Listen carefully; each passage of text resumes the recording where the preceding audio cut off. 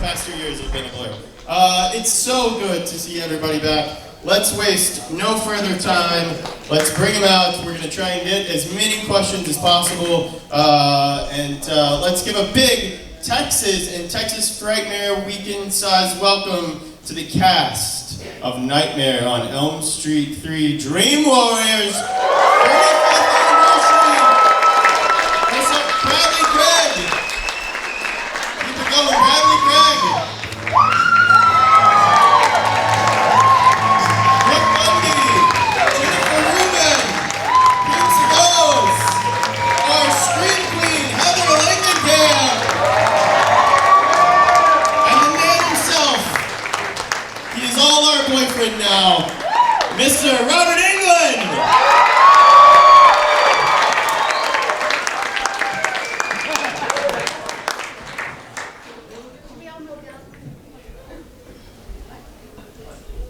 I'll sit right down here at the end. You want to sit there. We don't want an empty seat in there. I just was keying off Jennifer. We're playing musical chairs Jennifer's in here. another state. Sit there. Yeah, do you want to go down? Yeah, there we go.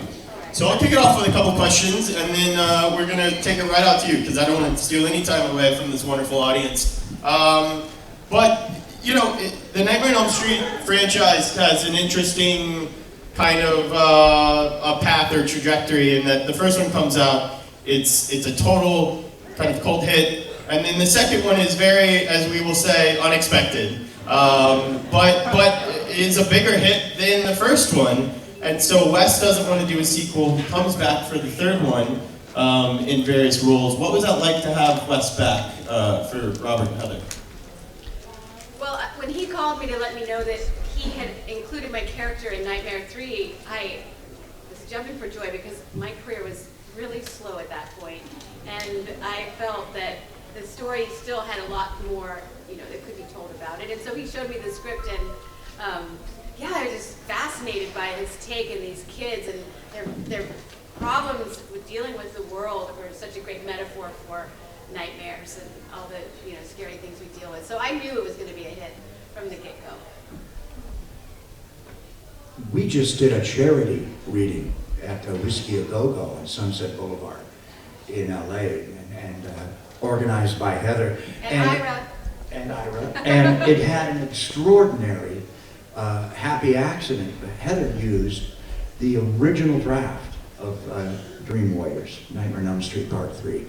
And I'd never seen the original draft. And full of Oscar-winning writers on that, Brian Hempel and others, and Wes, of course. And the description of action between the dialogue and the events in that script, it's written in some wonderful dark poetry. And of course, Chuck Russell, our director, had first dibs on reading that. I just read Freddy. I think I had 2 lines. I had to sit there slowly getting drunk at the whiskey and looking at strange stains from Jim Morrison on the carpeting. But it was absolutely dark and poetic and wonderful. And if any of you see one of those scripts, those original drafts lying around at one of the cons, snap it up, because it's really good reading. I'm going to try to get that reprinted. I'll do that for next Frightmare, yeah. Well, I'm glad that you mentioned the script, because there were a couple of passes. Of course, Wes kind of came up with the original conceit. Frank Darabont, we all certainly Shawshank Redemption. Yeah, Walking Dead, many other things. But if I'm not mistaken, you, sir, kind of wrote your own treatment on Dream. Yeah, but this was much later. I turned in a draft for 3, and my idea was that Tina, Amanda Wiss from Nightmare on Elm Street Part 1, had an older sister. Get yourself a college girl. And she was unsatisfied with the explanation for Tina, her sister's death. And she began to sort of, Nancy Drew, girl detective, pursue all of the history of Krueger and the death of her sister and the Thompson family. And I had things where I had the John Saxon character kind of guilty. He had something to do with the whole Krueger thing being varnished over. And of course, Tina's sister was a kind of great kind of goth Nancy Drew, But they borrowed a little bit of that. And so one of the things I was influenced by was Brian De Palma's Sisters, and the use of microfiche in a nightmare and documentary style as part of Jennifer Salt's Nightmare in that movie. So I did a lot of that. I borrowed a lot from De Palma in that, but that was my script. Yeah. Wow. Is that still existing anywhere? That while you're printing It's scripts moldering in a drawer next to Sears underwear. So, we have to respect the original for what it is. It's certainly iconic, but Dream Warrior seems to really have become the fan favorite, I think, of the franchise. I think a lot of people in this room would agree. And I think one of those reasons is, as good as the gags, if you will, or the practical effects in the first one, this one really ups that. I mean, it's some of the most iconic kills. The syringes, the Freddy snake, of course the marionette, which all of us are scarred from. Bradley Gregg is now, if you look in the dictionary, Webster's dictionary, and you look up cringe or fingernails on a chalkboard, it mentions Bradley Gregg's sequence. But what were all your reactions to kind of encountering those really one-ups kills in this one? Bradley, you start, because yours was Yeah, so you got put through the ring. What's the question? The kind of iconic kills in this movie and the practical effects. Yeah, I mean, when you're doing something like that, as far as no matter what genre I'm working in, I'm all in. I commit. I need to believe it. And so when you're doing something like that, it was very eerie.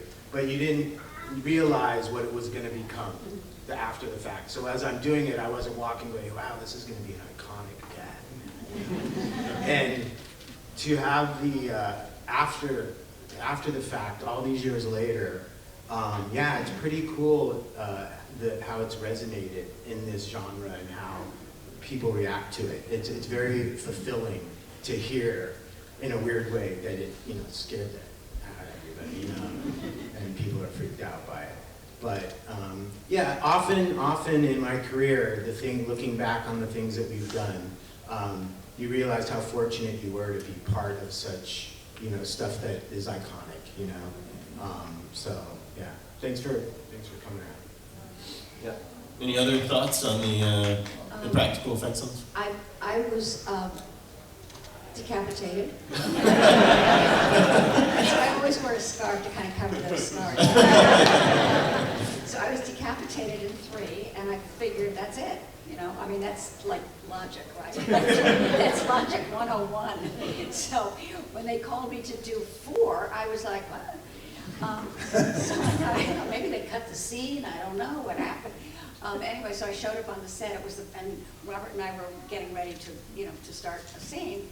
And I turned to him and I said, you killed me in 3, right? And he said, well, I decapitated you. And I said, okay.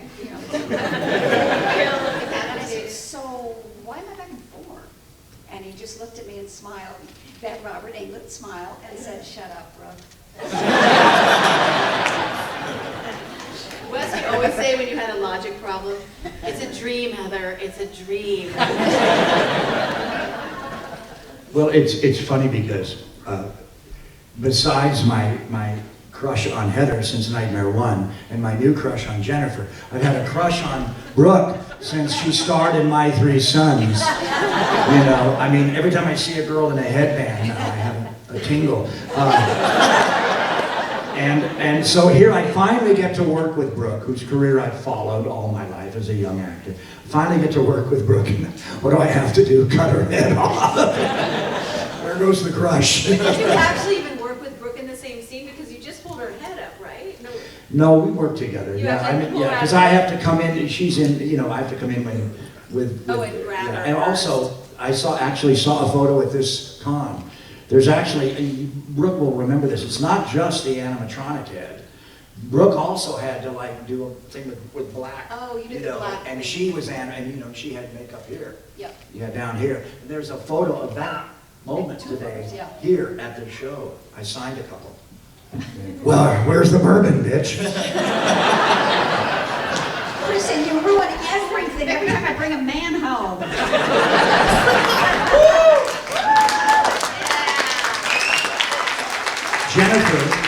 Jennifer, why don't you tell them what happened to your arms with the makeup? Well, I get a lot of questions about the little sucking mouths and stuff like that.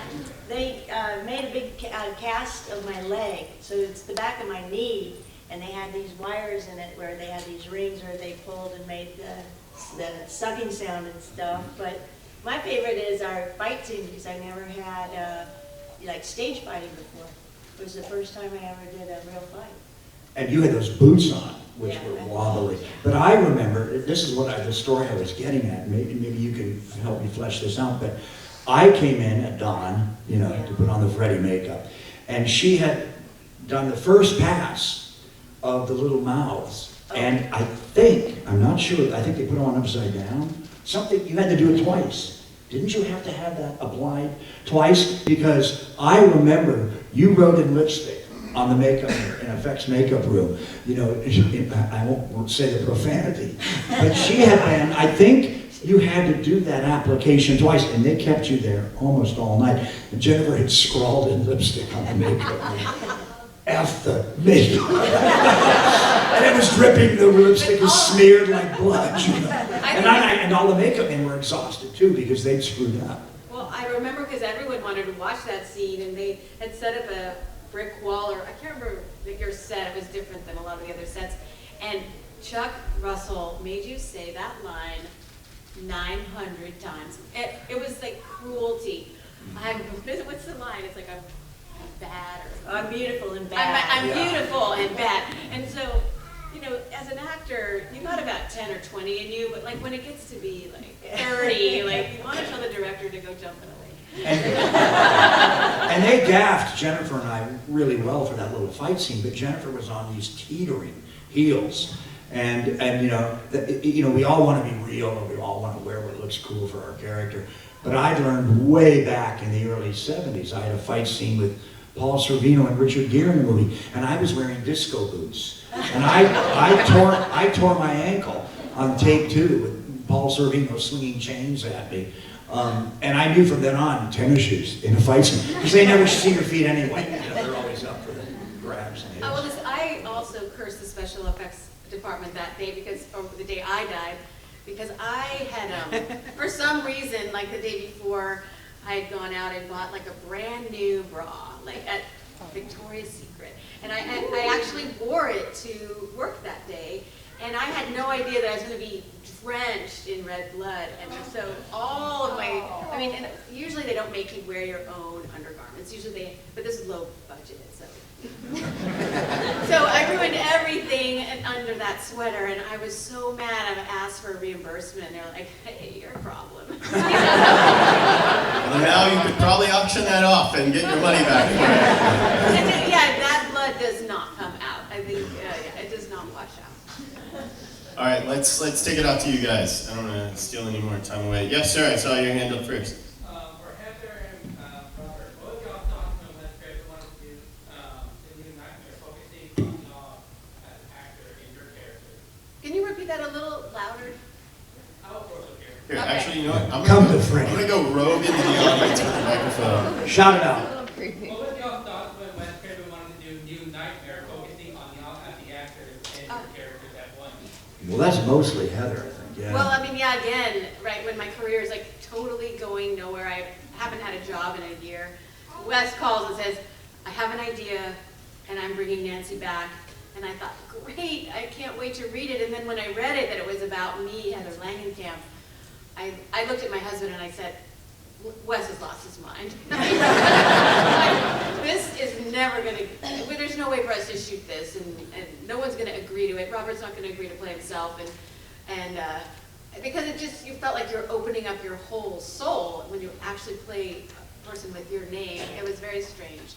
And but once we got used to it, I think we really bought into the idea 100%. And even when we had those meetings with Warner Brothers, how to market this movie, we went into the marketing meeting like pretending like all of it had really happened to us. Like we didn't break the fourth wall at all. We just always was like, yeah, when that earthquake happened, like me and Chase, we got really scared, and Wes wanted us to kind of maintain this weird idea, like it was really us. Yeah, to this day, people think I have a Spanish mansion in Pasadena. Yeah.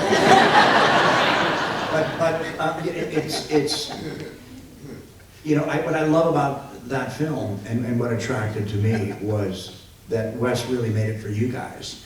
That he was obsessed with, he had become kind of an expert on the whole fan growth that was going on then.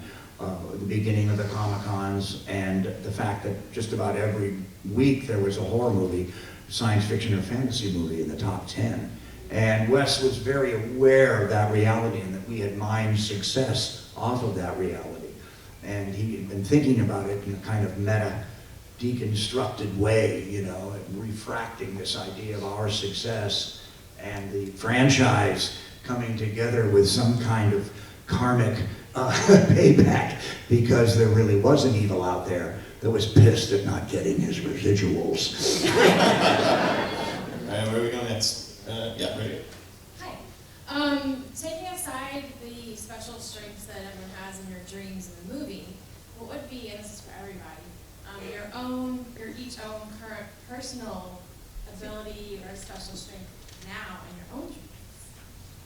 Well, I can answer that because I've always wanted to fly, and I talked to Wes a lot of times about this idea of having power in your dreams, and he could control his dreams. He was one of these lucid dreamers, and he had actually worked very hard to become a lucid dreamer, and I'm pretty sure Nightmare on Elm Street 7 came from lucid dreams that he might have had. But I want to fly.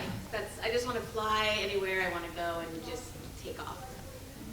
That would be my superpower. Jennifer, what's your dream today? Well, I want to live 50% in my dreams and then 50% in the day.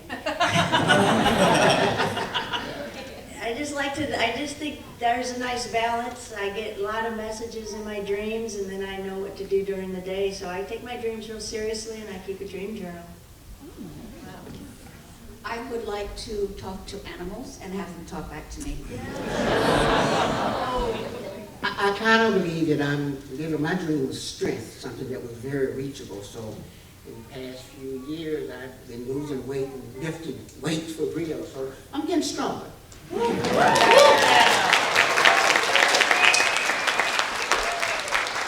Very, very complex question. I would probably the animal thing and fly. or you could talk to animals while you fly. Before I ever did Elm Street, I want to understand my dog. I'm sorry, Brandon. I was saying, before I ever did Elm Street, I had a dream analysis class at UCLA, and of course, that theory changes as much as the theory of psychology. So, in other words, people that went to therapists in the 1940s, a lot of that treatment has been refuted, and some of group encounter, which we have group encounter in Nightmare 3, some of that therapy has been refuted. But when I took the dream analysis class, there was this one great explanation that they gave us that I loved, which was, imagine a big wall of cubby holes, like an old post office, or behind an old hotel desk, you know, where they keep the keys. And imagine that all those little tiny random images that you experience that really do get through to you during the day. You're parked at a stoplight, your car's idling, and a beautiful girl walks across on the crosswalk.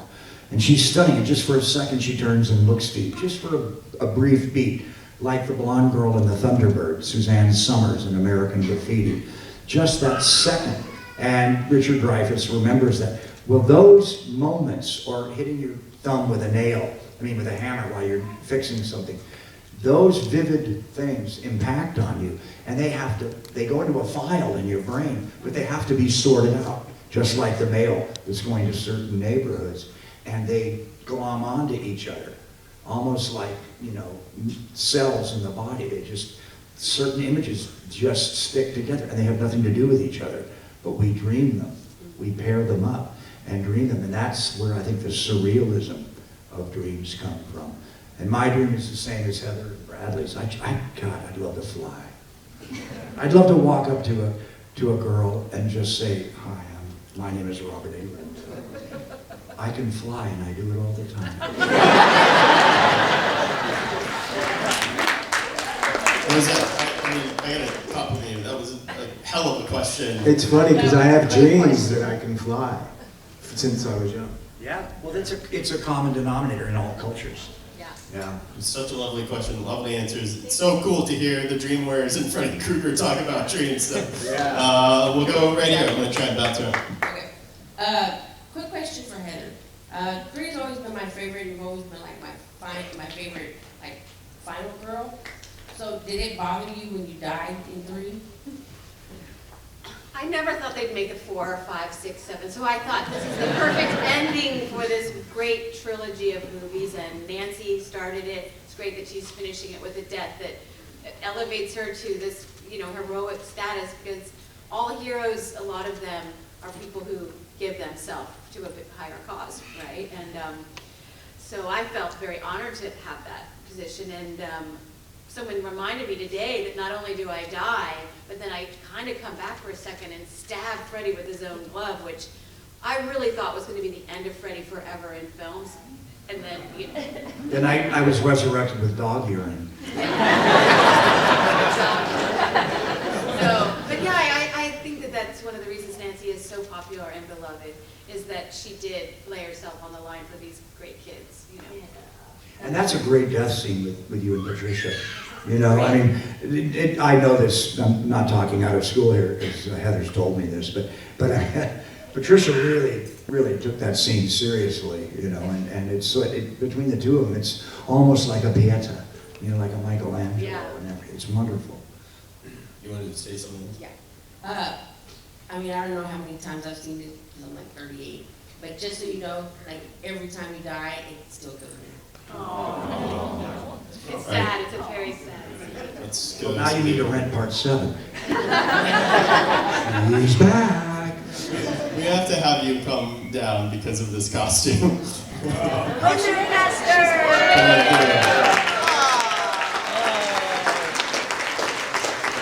I mean, this deserves. I just want to say that I have a lot of personal abuse trauma, so this movie really resonates with me. Oh, Thank you. Thank you. Thank you. Thank you. I think this is a good example of a movie that, takes the issue of struggling and mental illness and all the things that teenagers today, luckily we're talking about it so much more, but back then it was a stigma. It was really hard to be a teenager with any kind of problems that needed, they needed support of all kinds. And this idea of this hospital setting, and it was the way that a lot of kids were treated if they had problems. But today, thankfully, all of us have worked to destigmatize all of these issues with kids. And if you have any problems, you feel like you need some help, please, there's a lot of people out there that can help you, that's for sure. And all our films have strong women in them. And I'm proud of the fact that we sort of, that audience grew with our films, the female fangirls.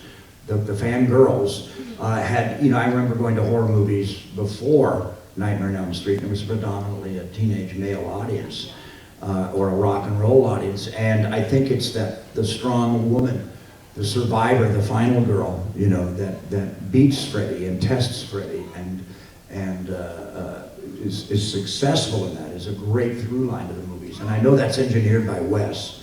But also identifying with Jennifer and Penelope and Patricia Arquette, it was so easy to identify with them because they were so lovable. And I think girls all around the world said, oh, I see myself in her, or I get her. And aside from Nancy, because she was kind of a different kind of character, I think that the young women of that film really spread the popularity. I'm pretty sure of it. I just want to say something that occurred to me several months ago, and it's about the fans. You complete our circle because we get the job, we go in, we get makeup, we get hair, we get wardrobe, we do the scenes, we meet our co-stars, blah, blah, blah, blah. And then it's over, it's a wrap. So we're done, we're on to the next, hopefully, sometimes not. But you are the people that see us, see what we've done, and you converse that to us. You say, just like that wonderful person, just a little bit ago, who's been through a lot of trauma, and that we are able to elevate their life but it's you that allow us to elevate your life. Yeah. So it completes a whole circle for us to meet with fans who engage in this kind of like thing that we are all, you know, and so it's like we give to you, you give to us big time.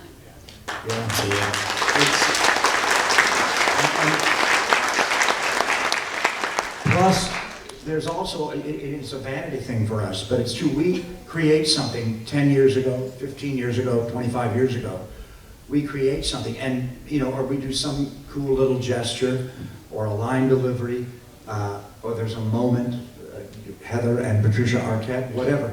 But it's wonderful when fans come back and remind Brooke of an episode, a television guest star she did that she may have forgotten about, or remind me of some little movie I did, you know, in the 90s that I'm not thinking about a lot, and you guys remember some moment that we did. And that's really why we do what we do. You know, we're hoping somebody out there in the dark remembers it, because when you're not doing theater, you don't know that. We work in a vacuum. If I'm doing a play every night, man, I know if I'm on top of it because I get that laugh where I'm supposed to get it. But when we work in film, it's a vacuum. We make the cameraman laugh once maybe, you know, and that's it. That's and then he's busy eating a slice of pizza. He doesn't care anymore. And then to have somebody come up to you 20 years later and talk to you about a scene that you did, it's we love that, and that's another great gift from attending the cons. Yeah. Very good time for It's the ultimate fulfillment when, like I was saying before, as you're doing it, that may be your motive, but you're not setting out. You're doing your thing, like Brooke said. But then you let it go, and then when you use a word like resonate, it's the fruit of what you've done, and that's the ultimate fulfillment to me. That's why I set out to do it, because I'm just like you. That's right. And the storytelling is what got to me and helped me in things. And so that's just really a joy to hear that kind of stuff. And also, I would like to add is that, you know, all of us that was in Part 3, we became a family. And, you know, Robert was our big brother and Heather was our big sister. They made sure we stayed in line. But one of the things that I want to say about Nightmare 3 that I give credit to Wes for, because he did something else. As a black actor, he gave the minorities something to look at, because I became the first African American to survive a horror film.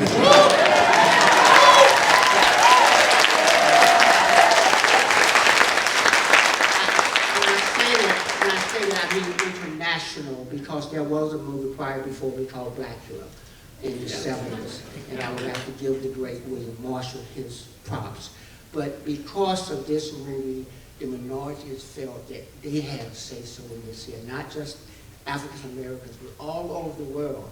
And within Nightmare 3, there was so many levels. That there was the homelessness, there was the mental health, there was us being in the hospital, but also it showed unity. We all came together.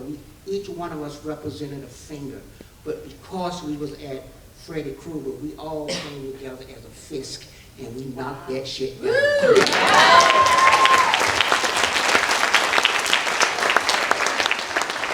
I haven't heard William Daniels' name. William Marshall. William Marshall's name, God. William Marshall's and William Daniels is another fabulous actor. William Marshall, after Paul Robeson, the best voice. Yes. You know, even better than James Earl Jones. Yes. Just a great, great voice. And David. And I just say this, I know Robert will get upset, but if you spend 10 minutes with Robert, as I have over the years, and just listen to him, I always feel like I just finished a class at Harvard. All right, we got Stay away from the junkyard. time for a few more back here, and we're gonna go quick. So here we go. Hi. So my whole family is a huge fan of the movies, like big fans. But I just want to know your guys' theory of Philip and Jennifer died before we really get to see their dream powers. But do you think the reason why Joey insists that Philip is awake right before he falls is maybe having to do with his sleepwalking? Maybe that had something to do with his dream power? Because he was very insistent he was awake when he fell. Unfortunately, I think Joey has a hangover. He should answer that. Does anybody want? Go. Anybody have a theory about that? Bradley, sleepwalking. I don't know. I don't have a theory about it. I have a feeling you've seen the movie a few times. No, I know what you mean, but I don't know either. I just don't know. I mean, there is an overlap. Freddy exploits a little bit of an overlap with them, but yeah, I guess that could be it. And so the reason I can think of that they brought up is sleepwalking to begin with. Yeah. There we go. All right. Alright, this is from Robert England. When the new Nightmare on Elm Street came out and I heard Freddy cough and I realized it wasn't you, were you ever offered that role or no? In the remake? Yeah. No, I believe what happened was we had a huge boffo socko hit, as they say in the trade paper Variety, with Freddy versus Jason. And what I understand was, at that time, Spider-Man had just come out too, another huge hit. And Sam Raimi had been approached, along with some other people at New Line, and they wanted to do a kind of graphic novel mashup, Freddy versus Jason versus Ash, with Bruce Campbell. And it would have been like, this is before Deadpool, so this would have been a real big, wisecracking, full of irony and destroying all the tropes and cliches of horror movies, extravaganza, with Bruce Campbell kicking our ass. And New Line didn't want to do it because, or they were nervous about doing it because they didn't want Freddy to lose twice in a row. And I said, I said, you guys resurrected me with dog piss, what's the problem? They didn't make that movie because Ted Turner, Time Warner, bought New Line Cinema, absorbed the company that made our movies, or, all the Nightmare movies, and the Ninja Turtles and a lot of other films. But that's what happened. And when it went into Time Warner, their decision was not to make Freddy versus Jason versus Ash. Their decision was to reboot the franchise. And my problem is not the film per se. My problem is, I think it's terrible timing. If A Nightmare on Elm Street 1 came out next year, I don't think that would be a terrible thing.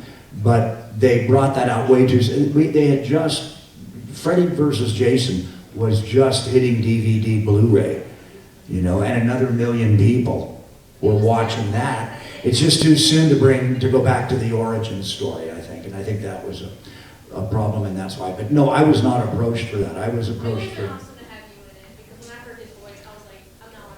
No, I was too, I think I was too old for Freddy by then. It would be Freddy versus Viagra. Is there, It still works. is there an address where we can all send in some money to contribute to Freddy versus Jason versus Ash? I think we would all give a little bit of money. We could take a collection plate here I'm going today. to rehab with Chucky. Yeah. Oh, well, panel up next. I'm gonna say one more question because I see a tiny hand right up here. Yes. This is for Robert. What's your worst nightmare? Whoa, what's your worst nightmare? Great question. Whoa. I have a weird... it's like- Having a very small line. Yes.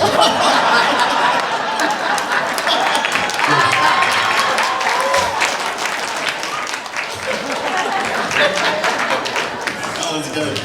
Yes, that's my nightmare. That's why she's My our nightmare, final girl. my nightmare is families of 6 or more coming to do a photo op. No. No,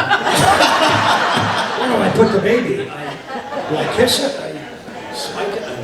Anyway. My real nightmare, it's weird. It's from the old Alfred Hitchcock film, Psycho. There's a sequence in that with Janet Leigh and the cop cars following her.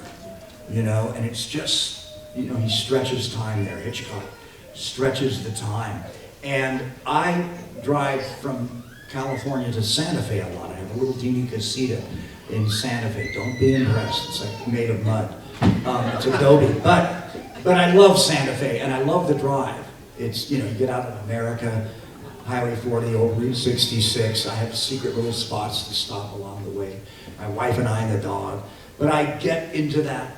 I look in the rearview mirror, because you get to Arizona and you can speed, and I get into that thing where I look in and since I've been doing that, I now have a nightmare where I'm doing my road trip with my wife, and the cop car is following me, and then it just turns into a nightmare. It literally turns in with those, you know, what do they call the cherries on top of it. Rutger Hauer. Yeah. No, not Rutger Hauer and Jennifer Jason.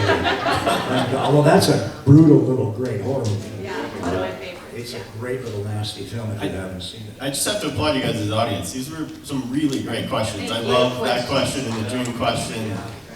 You guys were great, and we have a surprise for all of you. This is, of course, the 35th anniversary of one of our people's fan favorite of the franchise. So Mark Phillips from Nightmares Unlimited has made you these 35th anniversary commemorative. These are handmade. Wow. Mark's had to fight people off with a Freddy glove this weekend because of how many people have. You guys should see these. They're really cool. And I don't want to have any of them coming up to me to be signed.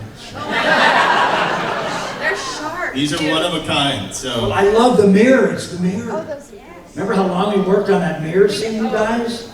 God. Thank you so much. Please give Mark Phillips and Nightmares Unlimited a round of applause. And there's,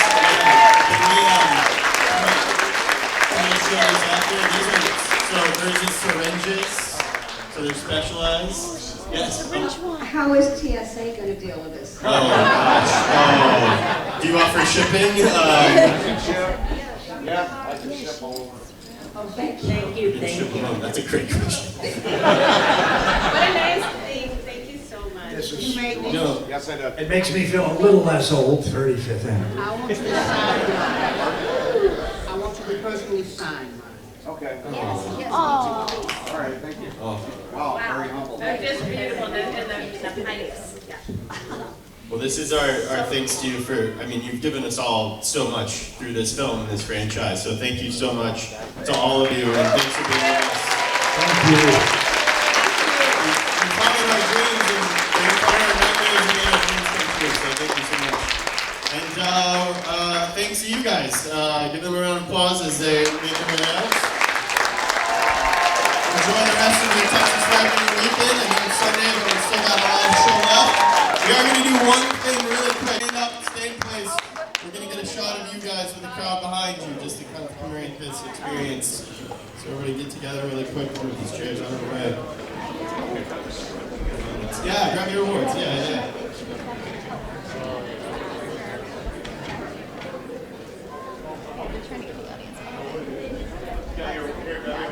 Sorry.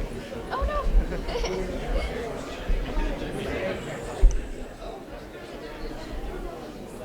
All right, everybody go crazy!